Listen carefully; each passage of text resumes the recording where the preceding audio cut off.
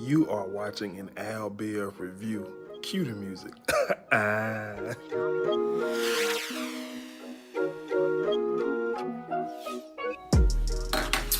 Welcome back to my channel, guys. I'm here with another Have and Have Nots review. Before we get into it, if you're new, be sure to subscribe. Also, be sure to like, comment, and share. I'm gonna just get into it. You know, the Have is one of my favorite shows, so I'm very emotionally invested in it. I don't know why, but the show kicks off where it leaves, where it left off last week with the laser pointing at Jeffery's head. So Madison, knocks Jeffery on the ground, like basically pulled him off the sofa or whatever. And Jeffery asking him like, what you doing? Like what's going on? So he was like, man, it's a laser on your head, like somebody about to shoot you or whatever. So Jeffery, he already knew what it was. Because he was like, oh, I'm about to check it out. Because me personally, if you tell me it's a red beam on my head in my father's home, I'm gonna be shook. Excuse me. But he already knew. So he was like, I'm about to get up and go check it out. So he goes to the window. And Madison just, stop, Jeffery, stop, you're gonna die. Just doing what you would do for a loved one. Y'all, just bear with me, So Jeffery looks out the window and was just like, just Justin. Like I said, he knew that something was following, that something was gonna happen, especially after the last encounter in the hospital when he told Justin to go home, yada yada yada. So at this point, Madison was just like, that dude crazy. We need to, call the police. Just being extra himself. We need to kill him off already. I'm tired of him. So Jeffery was like, he gonna go outside and handle it. And Madison was like, nah, like the dude is crazy. Leave him alone.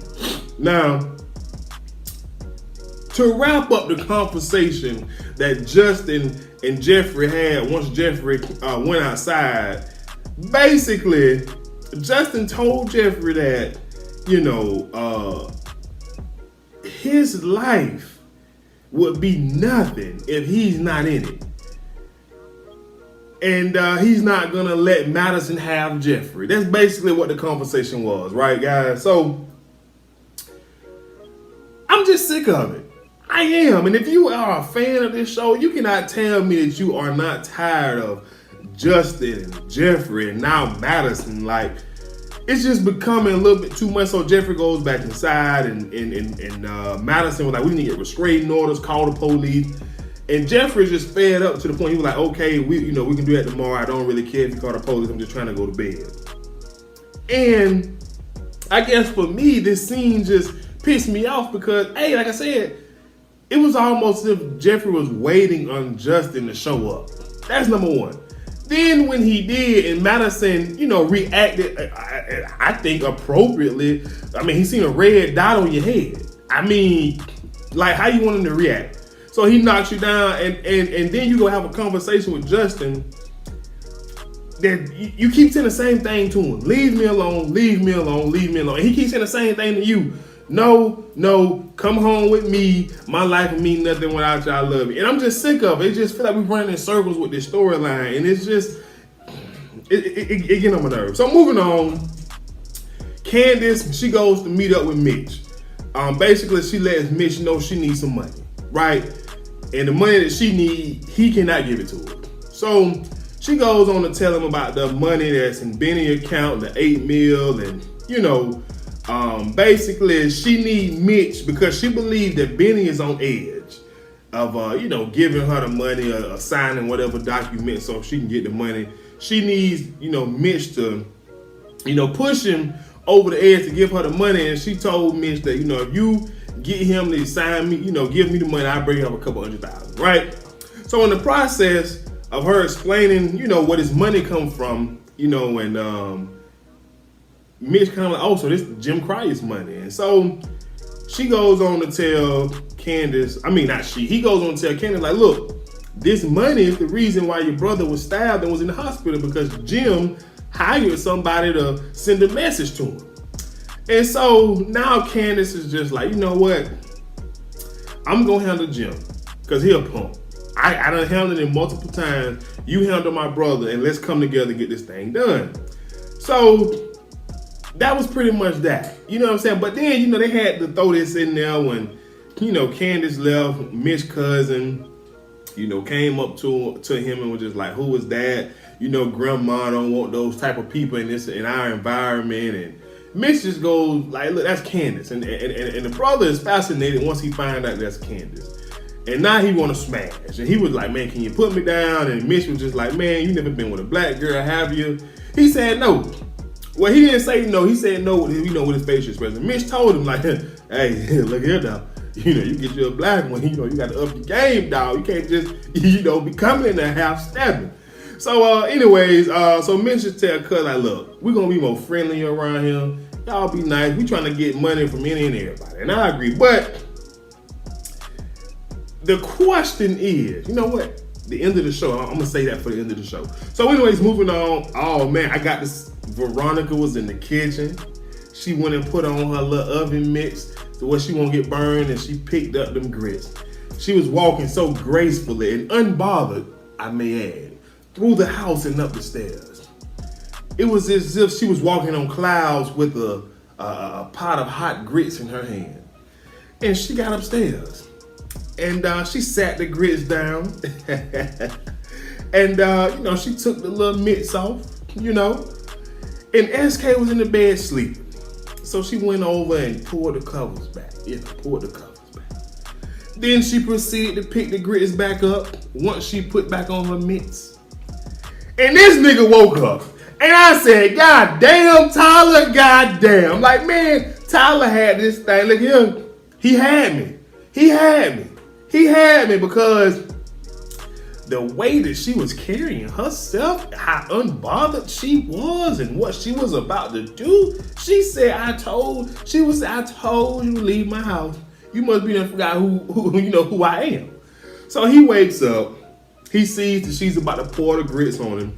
And I'm just like, Tyler, come on now. We listen, I needed this scene. I love me some Veronica. And if she would have poured them grits on that boy, I would have been jumping up, hallelujah.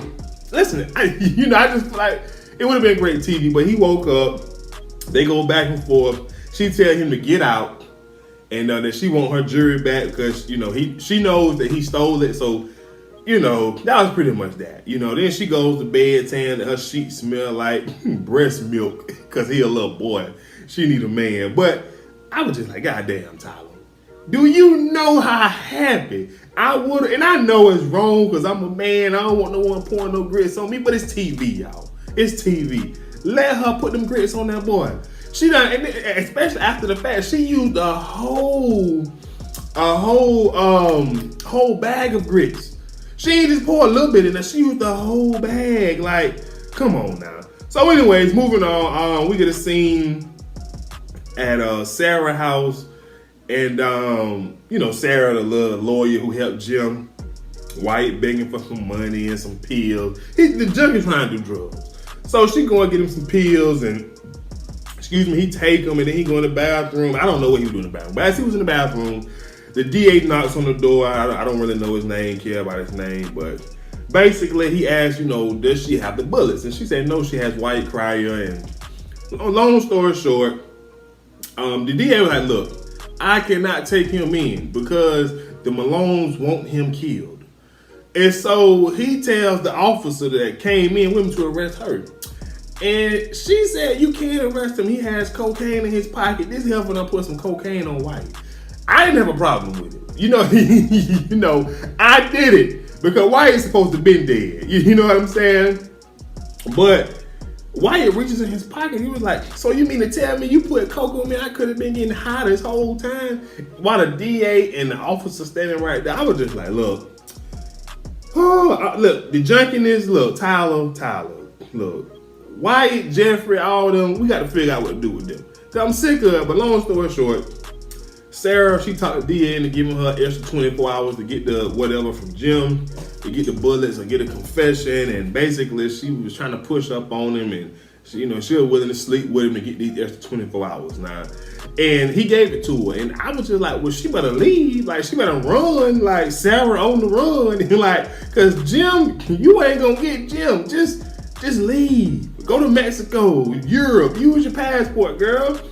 So anyway, moving on, we get we get a scene between Mr. President. His staff is briefing him, and he kind of gets a little ticked off when the lady asks, about a first lady. It's because it's tradition that once he take over the new first lady and the exiting first lady, they meet up and do what they do. So he said, man, my wife is dead. If you can bring her back from the dead, then if you can't do that, look, don't even ask me about it. So he says, can I have a minute? Can I have the room? He tell Landon to stay. So Landon stays, and Landon is shaking like a scribble, boy. That joker can't be still to save his life. And next thing you know, out of nowhere, Charles put that thing on. Charles hit him with a nice right hook. And he landed a nice one. And he tells Landon if he ever tried that gay stuff again, he gonna F him up and fire him. And so after he get that off his chest, he was like, I feel so much better now.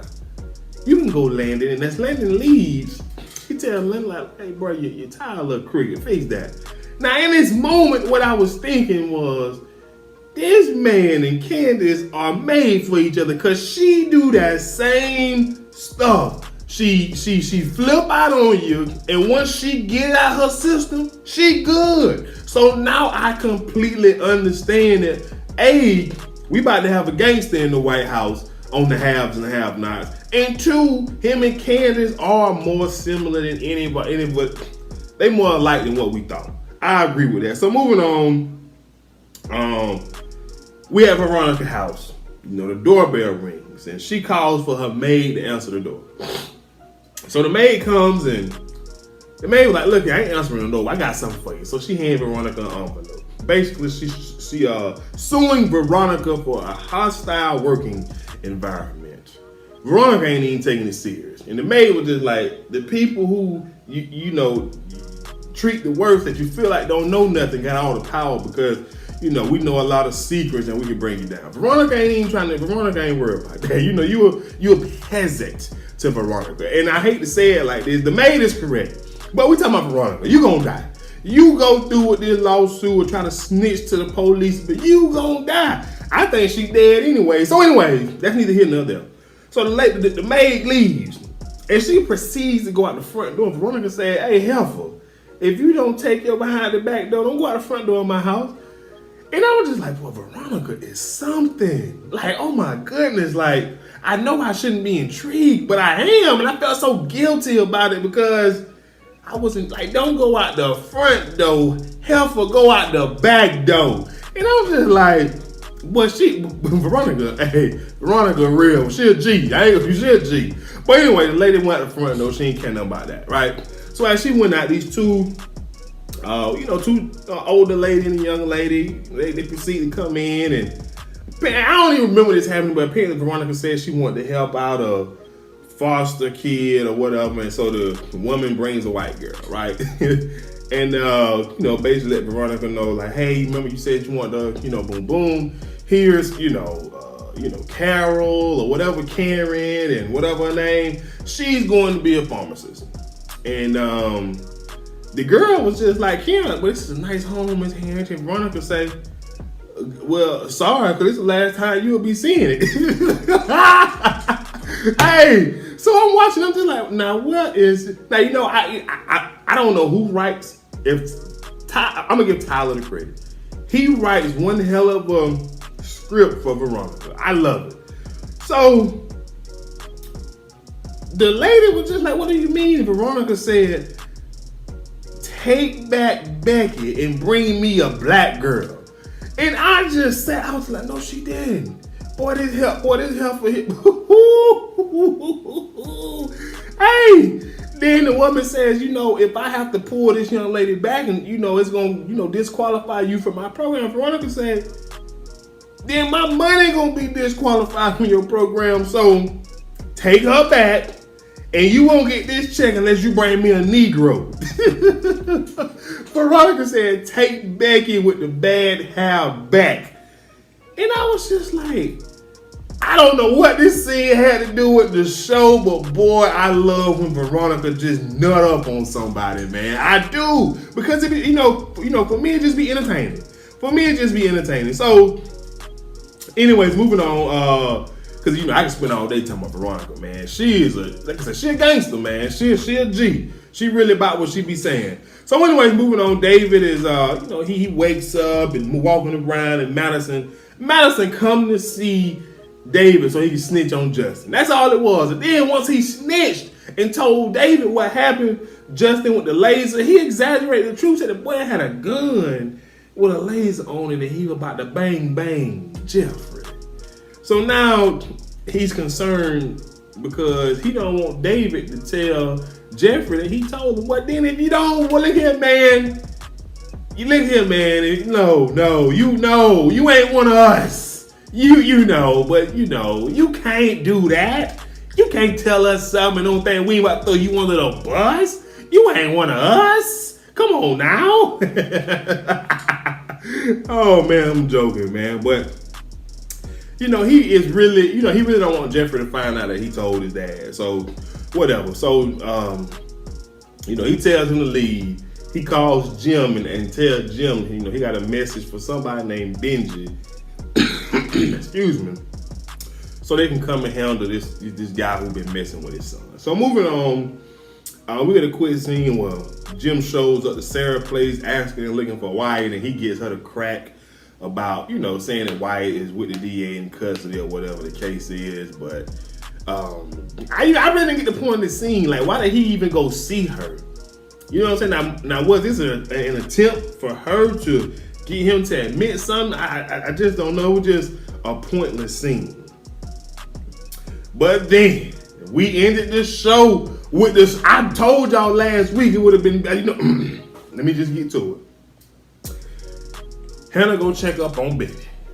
And Benny want to talk about her little boyfriend, saying that she really like him, but he don't like him. She needs to know. So then we get a knock at the door. Nobody other than Mitch. Mitch coming to check up on his dog. So Mitch comes in. And Hannah knows it. Hannah asks him, did he take care of the situation with his family? Is Benny safe? Yada, yada, yada. And I did put in my notes, I said, man, Mitch is one mannerable young man. Because he just kept, yes, ma'am. Can I come in? Do you mind if I see Benny? Can I go back to your room? He just, he's just very mannerable. You wouldn't think he come from a family of killers, So, after, he clears that up with Mama, he go back there to talk to Benny. And Benny asks, is the situation, did he take care of the situation? I'm trying to stretch this thing out because this scene was all that. And so, he proceeds to ask Benny, do he has money that belongs to the Crier, to Jim Crier? And Benny asked him how he know. And so Mitch told him, like, look, my family ties run deep. We know that you have Crier money, and that's basically who stabbed you. It wasn't us.